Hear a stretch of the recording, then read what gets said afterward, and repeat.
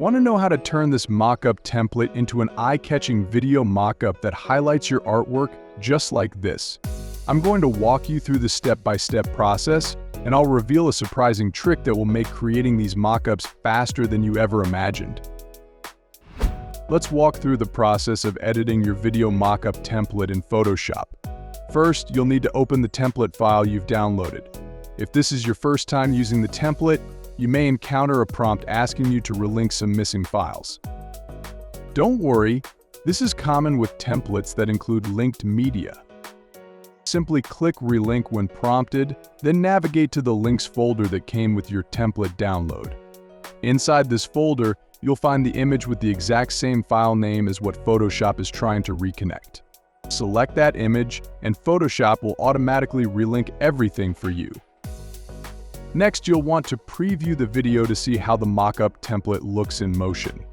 To do this, click on Window in the top menu bar and scroll down to select Timeline.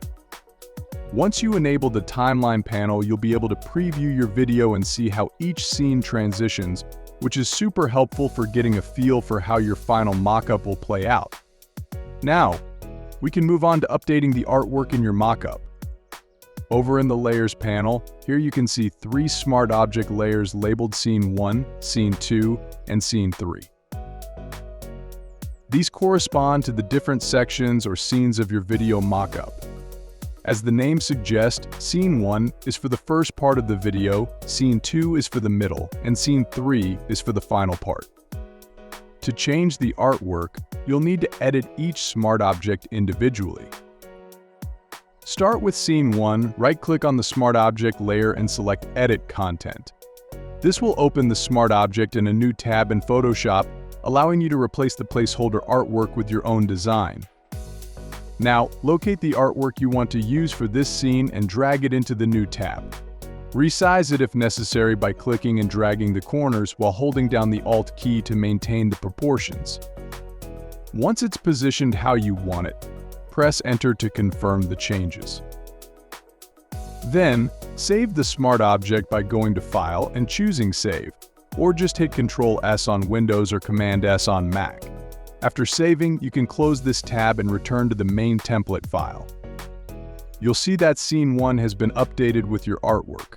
You'll need to repeat this process for Scene 2 and Scene 3 to fully update the mockup with your custom artwork. Right-click each smart object, select Edit Content, place your artwork, save, and close the tab. Once you've done this for all 3 scenes, the artwork will be fully applied across the entire video. Finally, when you're happy with how the mockup looks, it's time to export the video.